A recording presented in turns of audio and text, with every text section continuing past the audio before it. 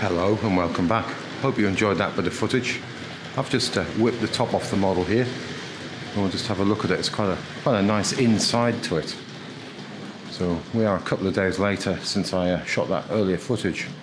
So it was a great deal of fun to shoot, but it took me a little longer to edit than I had thought. So you can see this model does have a smoke unit. If you looked at the box at the picture at the beginning, sorry, it is got the S on the end of the model number. But I'm not sure that we're getting too much smoke from it running at this speed at the moment. You've got that lovely little lamp housing at the front. Let's see if we can follow this. This is actually picking up a little bit more pace now. I've had this running for a few minutes. So perhaps we'll calm it down in a second, but we'll have a slightly closer look at the item. I've got some more of those coaches on there. I had a few extras, so it improves the rake a little. And I'd always thought they'd look quite nice with the TC Pacific. Let's just get that coming down the side here. Yeah, I think I'm going to grab the controls and we'll slow it down a little bit. That curve definitely takes it out of it. All of those wheels coming around there. They're all pinpoints. I do have one of those. I think it's in the boxed one, which has the sleeved wheels on it. But here we go. We've got the controls here. Let's grab those and see if we can get a little bit of control over that there. Let's have a look. So we can see that lamp housing on the front there. So I will leave a little bit of footage of this on the rolling road at the end. And we've got the smoke unit in there as well. So I don't think we're getting the odd wisp of smoke out of it, but you've got to run this a great deal quicker. So it's got all that interesting cabling in it there. So I think we're just basically a princess chassis here with the interesting tender and body moulding. So this one, as you saw from the boxes at the beginning of the video, is named Hiawatha. I think it became named Hiawatha in 1962. The model first appeared in 1954, quite a long-running model really, 54 to 64, so only been named Hiawatha in its last sort of couple of years of production. So it looked great in the picture in the catalogue with all that smoke coming out of it. If you have a quick look at that, if only you could get that amount of smoke to come out of it while it was sort of rolling along the railway at a sort of very slow speed, it would be quite interesting. So very nice and crisp. This one came from Elaine's Trains quite some time ago. We've got Triang there and R.54. I don't know whether can we get that in a little bit closer. We just got that in there. And then we've got Made in England. We'll get that the other way up. We can just see it just along there where my fingernail is there. So really nice and crisp. So earlier models had a cowcatcher built into the body. In the acetate one, I've got some videos, earlier videos showing that. So if you want to have a look at that, then you can see that. So I probably will get around to running an acetate one again in the future. But this is quite a lovely one. Now these nameplates are reproductions. I've copied them off one. I've got real nameplates on. If you have a look at the insert picture there, that is in a set, but the set's for another day. I think we've seen the items from it before, but really quite a lovely item. And we'll pop that down and have a look at the tender.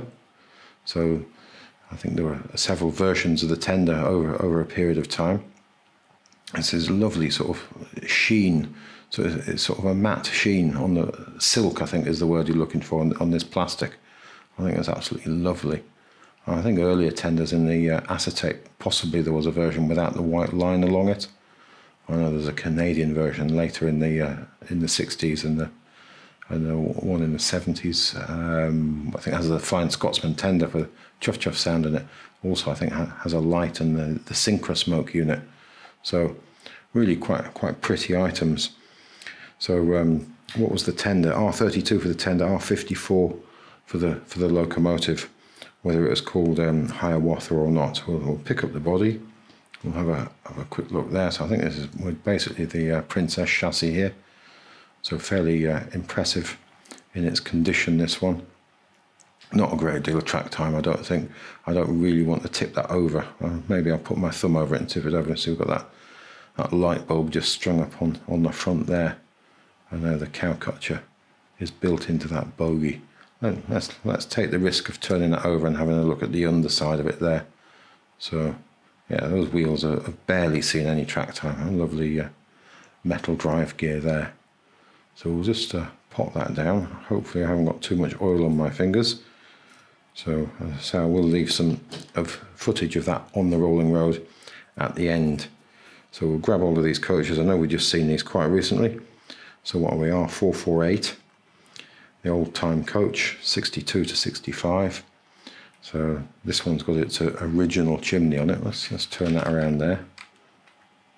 So it is a little bit of an angle. It's taken a little bit of a lean over the years, but I don't really want to sort of unbreak it, or sorry, break it and then re-glue it, just for the sake of a few degrees in the angle there. I think I can live with that. So this one has the seating in it, so a slight pink colour. So if you look at the insert picture, you can see how the seating looks on the inside there, but really lovely, smart things. And I did show some before, these ones, which are in, I had a few which didn't have the verandas on the back, so I've made some 3D printed versions of those. I was quite pleased with the effect of that. If you have a look at the two, they're not exact copies, as 3D prints very often aren't, but they're very close, and at arm's length they do the job quite nicely. Now this one doesn't have a seating insert in it, so maybe somebody had that out of there over the period, and again that's got a 3D printed chimney on it there. Let's have a look at the original chimney. There we go. Sorry, I got them the wrong way around there. So we can have a look at both those chimneys there. Hopefully we're grabbing focus on that. It's really difficult to tell in this camera when you're looking at the screen whether we've got focus or not. So you're just trusting on the autofocus. So we'll pop that down. So I think what we'll do, we'll get the top back on this, all back together. Let's just give that a little power, and we'll bring it around the railway a little bit more.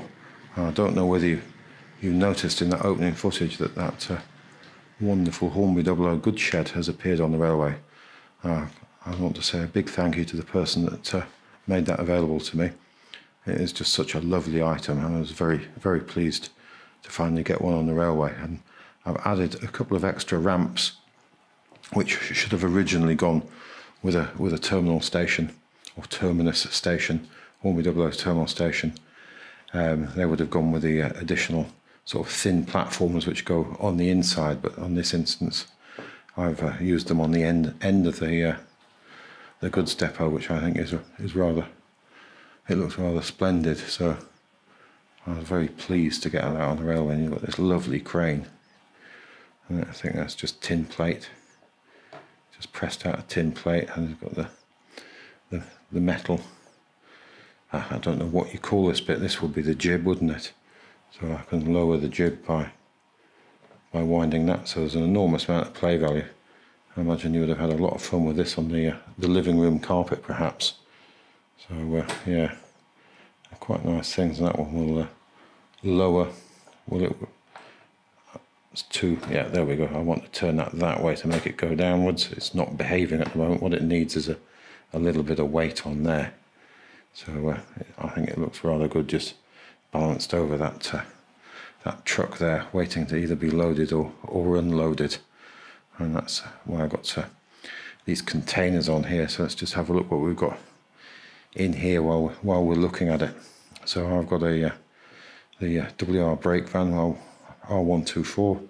So they're sort of 55 to 70, and then that sort of bright orangey red Triumph container wagon with no printing on the sides.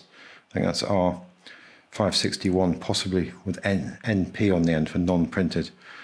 Possibly available in a set in the late 60s. I'm unsure of the dating on that. Well, I think Pat Hammond's book suggests they were available in the sort of late 60s, and then the model it was based on there with the paper label on the side, R561, 63 to 71. And then we've got an open wagon with an oil drum load. That's R245, 60 to 61.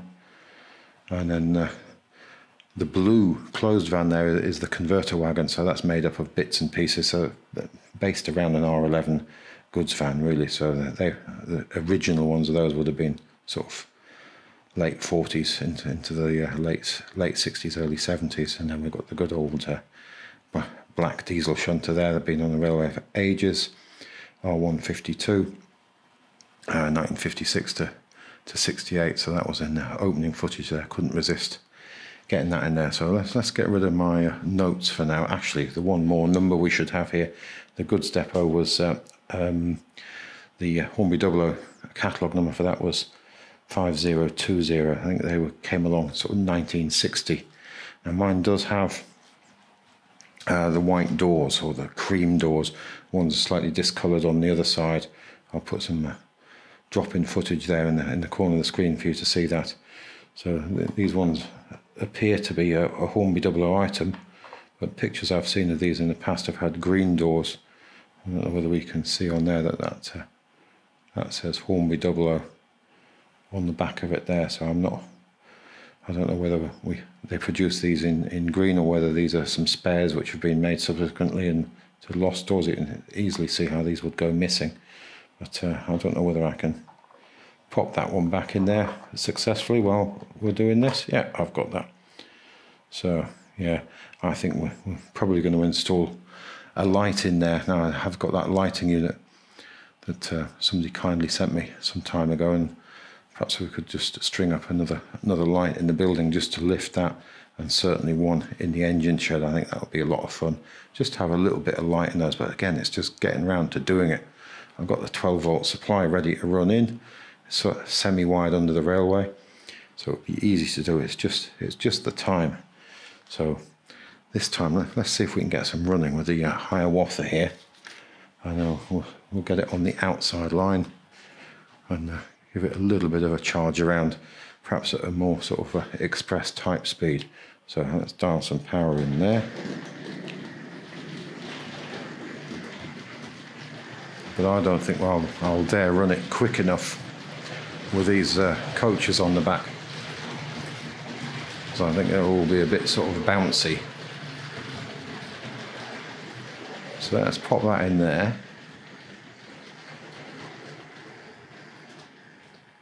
There we go. Could be a dodgy place to stop that on the points. Let's just close up a couple of points here.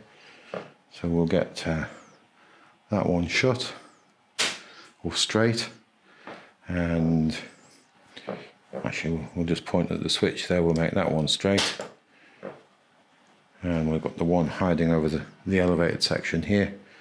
So that one there, we'll make that straight. There we go. So I think if I bring that out of the station, we're in a position to apply a little bit more on the power controller. And actually we'll give that some power there. Let's see if we can just warm that up a little bit.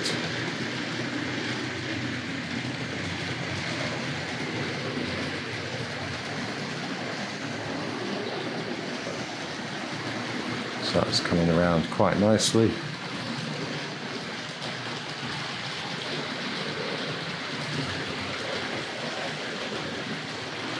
Yeah, I should have moved the Davy Crockett out of there, and then we could have that nice long straight out of there. So maybe that might be worth doing.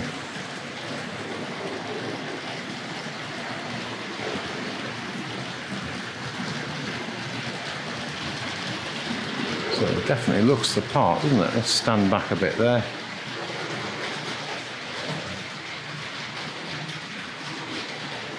I think what I'll do, I'll move the Davy Crockett, and then we'll be able to give this a little bit more of a storm around. So let's grab some controls. Sorry, we lost sight of the locomotive there for a moment. We'll just take some power out of here, and we'll stop it in a 00 station.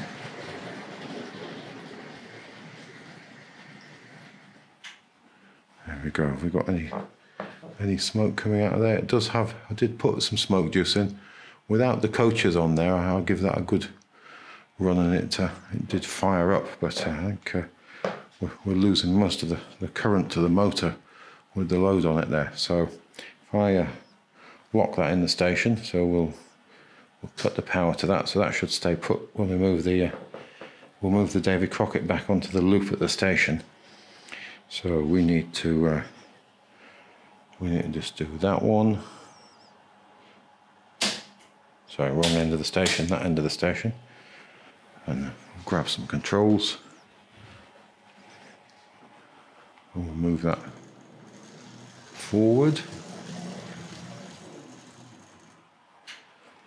And then we'll just change those points again. So we'll make that curved. The wrong switch. There we go. So we'll just run that backwards.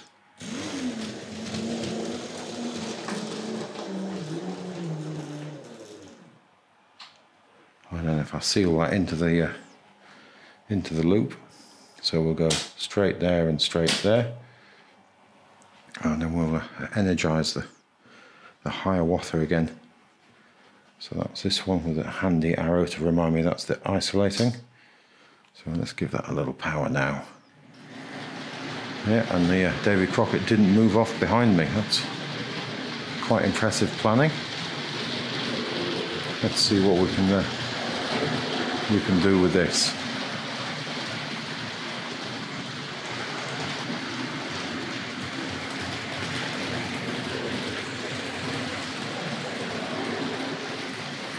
Yeah, that sort of feels as quick as I really want to run it.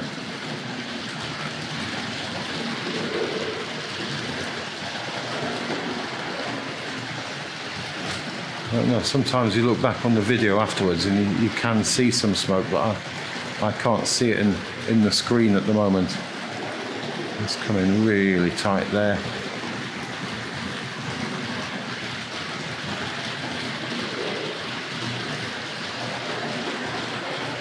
Let's just dial in a little bit more power.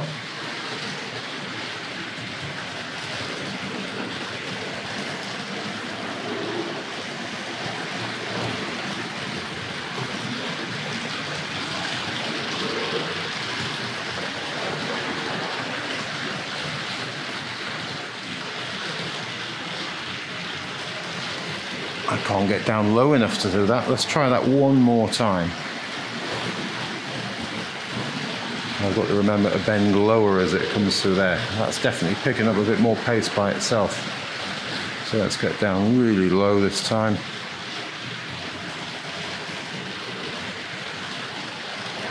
Whoa! Oh, I think that's probably quick enough. So let's just have a quick glance at the controls.